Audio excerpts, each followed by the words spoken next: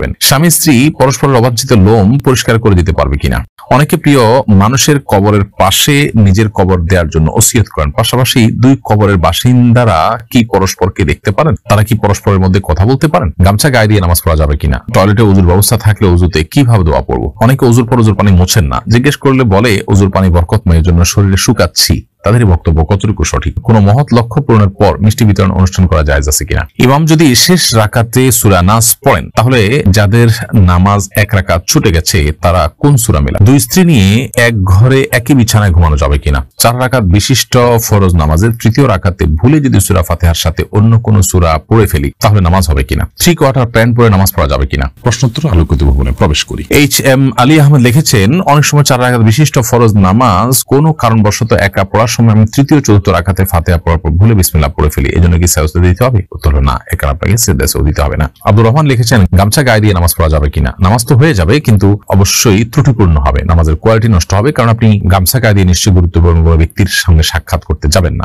এটা আপনার নামাজের যে মর্যাদা সেটাকে নষ্ট করে। কনিকা হোসাইন আপনি লিখেছেন, টয়লেটে ওযুর ব্যবস্থা থাকলে ওযুতে কিভাবে দোয়া পড়বো। টয়লেটে ওযুর যদি ব্যবস্থা থাকে তাহলে সেক্ষেত্রে ওযুর দোয়া তো টয়লেটে পড়তে পারেন না, যেহেতু আল্লাহর নাম সেখানে আছে, এজন্য আপনি বাহিরে দোয়া পড়ে তারপর ভিতরে ঢুকে হাত দিয়ে ওযু শুরু করে দিলেন, অর্থাৎ ঠিক টয়লেটের বাহির থেকে দোয়াটা পড়ে নিয়ে আপনি ভিতরে চলে গেলেন, অথবা দোয়া মনে মনে পড়লেন। সাবের আহমেদ আপনি লিখেছেন, কোন মহৎ লক্ষ্য পূরণের পর মিষ্টি বিতরণ অনুষ্ঠান করা জায়েজ আছে কিনা। কোন লক্ষ্য বাস্তবায়ন হলো সেজন্য আপনি খুশি হয়ে কিছু করলেন, এটাতে নাজায়েজ কোনো কিছু নেই, কারণ এটাকে কেউ ইবাদত হিসাবে করছে না, এর সামাজিক কালচার হিসাবে করছে, আল্লাহর নিয়ামতের শুকরিয়া হিসাবে করছে, বিধায় এটা মুবাহ এবং জায়েজ কাজ।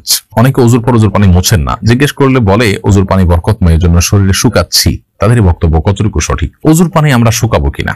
এর উত্তর হলো যে নবী করিম সাল্লাল্লাহু আলাইহি ওয়াসাল্লাম ওযুর পানি কোন একটা কাপড়ের টুকরা দিয়ে শুকিয়েছেন, এরকম বর্ণনা আছে, আবার মাঝে মধ্যে রেখে দিয়েছেন, এই বর্ণনাও আছে। অতএব দুইটাই সমান পর্যায়ে, তবে ঢালাও ভাবে ওযুর পানি না শুকিয়ে আপনি যেন শুকে যায় শরীরে, সেটার জন্য রেখে দেওয়া ব্যাপারে পরিষ্কার করে নির্দেশ করা হয়েছে যে এটার ভিতরেই কল্যাণ আছে, বরং নবী সাল্লাল্লাহু আলাইহি ওয়াসাল্লাম থেকে দুইটারই আমল পাওয়া যায়। আবু সুফিয়ান মিয়া আপনি লিখেছেন, 3 কোয়ার্টার প্যান্ট পরে নামাজ পড়া যাবে কিনা। 3 কোয়ার্টার প্যান্ট যদি পরেন যেটার ফলে আপনার হাঁটু ঢেকে যায়, সেটাতে আপনি নামাজ পড়লে নামাজ হয়ে যাবে, তবে লক্ষ্য রাখতে হবে রুকু সেজদা বা উঠা বসার সময় যেন এই প্যান্ট সরে গিয়ে হাঁটু প্রদর্শিত না হয়। যদি সেরকম হয় যে হাঁটু প্রদর্শিত হয় না, বরং হাঁটু ঢেকে থাকে, 3 কোয়ার্টার প্যান্ট পরে তাহলে নামাজ পড়লে নামাজ হয়ে যাবে।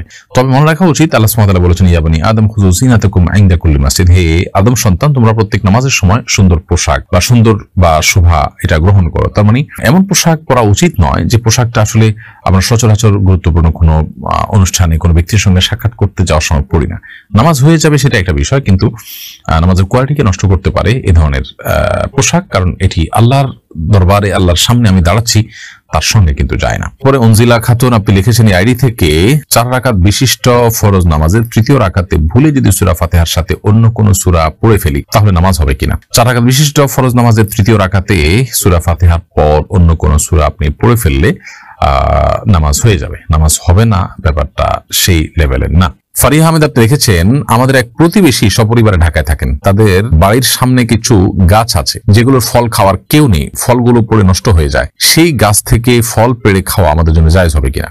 যদি গাছের ফল পড়ে নষ্ট হয়ে যায় এবং মালিক সেটা সংরক্ষণ করবার কোনো ব্যবস্থা না রাখেন, বরং ওপেন রাখেন, কোনো বেড়া টেড়া না দেন ইত্যাদি, এবং বোঝা যায় তার আচরণ থেকে যে সে এগুলোর ব্যাপারে তার কোনো নেই, আগ্রহ নেই, তাহলে সেক্ষেত্রে সেটা অবশ্যই অন্যদের জন্য খাওয়া জায়েজ হবে। ইমাম যদি শেষ রাকাতে সূরা নাস পড়েন, তাহলে যাদের নামাজ এক রাকাত ছুটে গেছে তারা কোন সূরা মেলাবেন। ইমাম যদি শেষ রাকাতে সূরা নাস পড়ে ফেলেন, যাদের নামাজ ছুটে গেছে তারা পরবর্তীতে সূরা নাসের আগে যে কোনো সূরাই পড়তে পারেন, এতে কোনো গুনাহ হবে না এবং তাদের নামাজও হয়ে যাবে। স্বামী স্ত্রী পরস্পরের অবাঞ্ছিত লোম পরিষ্কার করে দিতে পারবে কিনা। যেহেতু স্বামী স্ত্রীর মধ্যে কোনো পর্দা নেই, বিধায় তারা যদি কেউ একে অন্যকে এই কাজটি করে দিতে চান, বিশেষ করে বার্ধক্যে বা অসুস্থ হয়ে গেলে অনেক সময় প্রয়োজন হয়, বা স্বাভাবিক অবস্থায় যদি করে দেন সেটি কোনো গুনাহের বিষয় নয়। নুজহাত হাসান লিখেছেন, আমার হাজবেন্ডের ইন্তেকাল হয়েছে, আমি ওনার পোশাক সহ ব্যবহৃত অনেক জিনিস স্মৃতি হিসাবে রেখে দিয়েছি, এদিকে আমার গুনাহ হচ্ছে বা এর কারণে কবরে আযাব হচ্ছে। যে জিনিসগুলো স্মৃতি হিসাবে রেখেছেন সেগুলো আপনি ব্যবহার করবেন, হয়তো হালকা ব্যবহার করেন, বেশিরভাগ ক্ষেত্রে রেখে দেন, অসুবিধা নেই, এর কারণে কোনো গুনাহ হবে না ইনশাআল্লাহ তাআলা। তবে এটা যদি এমন হয় যে ব্যাপক পরিমাণ তার সম্পদ সেগুলো সবই আপনি স্মৃতি হিসেবে রেখে দিয়েছেন, সেটাতে অন্য ওয়ারিসদের কিন্তু অধিকার জড়িত আছে। অন্য ওয়ারিসদের কাছ থেকে যদি আপনি দায় মুক্তি না নেন, তাহলে সেক্ষেত্রে তাদের হক আদায়ের গুণাটা হবে। ব্যাপারটা এরকম, আপনি পোশাক আশাকও যদি রাখেন তাহলে সেক্ষেত্রে সেই পোশাকটাও অল্প স্বল্প পোশাক, এটা আপনার ভাগে আছে বা আপনি এটা পেয়েছেন, অথবা এটার অন্য কোনো দাবিদার নাই, সেই হিসাবে আপনি রেখে দিয়েছেন বা হালকা পাতলা ব্যবহার করেন, ঠিক আছে, এতটুকু হতে পারে। কিন্তু ব্যাপকভাবে যদি আপনি রেখে দেন, অন্য ওয়ারিসরা না জানে অথবা তাদের পারমিশন না নেন, তাহলে সেক্ষেত্রে তাদের হক এখানে আসে। মানুষ মারা যাওয়ার পর তার প্রতিটা জামা কাপড় সবকিছুতেই সব ওয়ারিসদের কিন্তু হক চলে আসে, এটা একটা ব্যাপার। আরেকটা বিষয় হলো যে অনেক কাপড় চোপড় যেটা অন্য মানুষও উপকৃত হতে পারে, গরিব মানুষও পড়তে পারে বা যে কোনো মানুষ পড়তে পারে, সেটা না পড়ে আপনি সবগুলোকে রেখে দিলেন স্মৃতি হিসাবে, সেটা অবশ্যই অপচয়ের পর্যায়ে যাবে।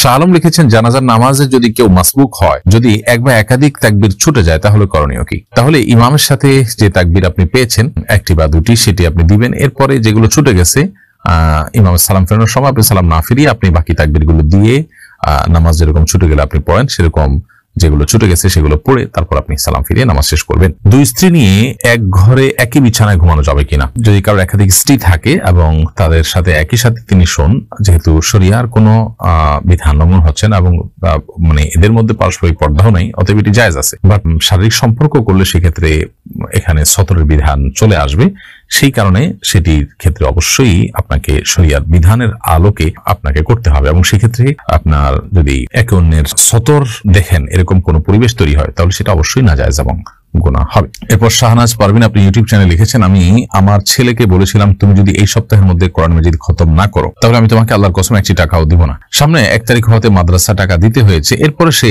খতম করেছে, এখন আমার করণীয় কি?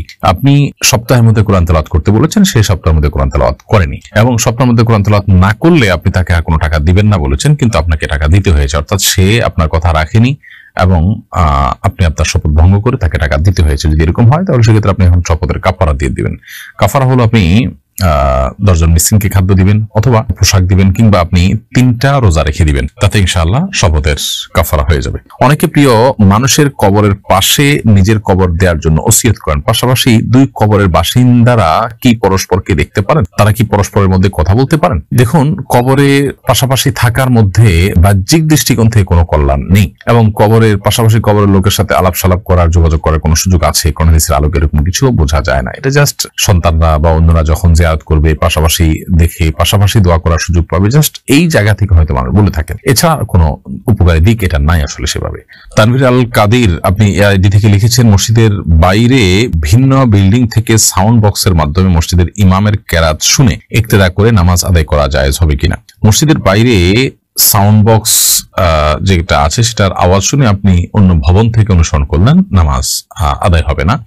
কারণ হলো নামাজের আদায় হওয়ার জন্য যে ইত্তেসাল শর্ত, অর্থাৎ কাতারের মধ্যে যে আপনার কাতারের মধ্যে যে সংযোগ থাকা শর্ত, সেটি কিন্তু এখানে লঙ্ঘন হচ্ছে, অর্থাৎ সংযুক্ত থাকছে না। তো সেজন্য এভাবে নামাজ পড়লে ইক্তেদা সহি হবে না। এরকম যদি করাই যায় তাহলে তো সেক্ষেত্রে মানুষ বাসা বাড়ি থেকে মসজিদের আশেপাশে মাইক দিয়ে সবাই যার যার মতো করে শরীক হতে পারে, আর মসজিদে আসার প্রয়োজন হতো না।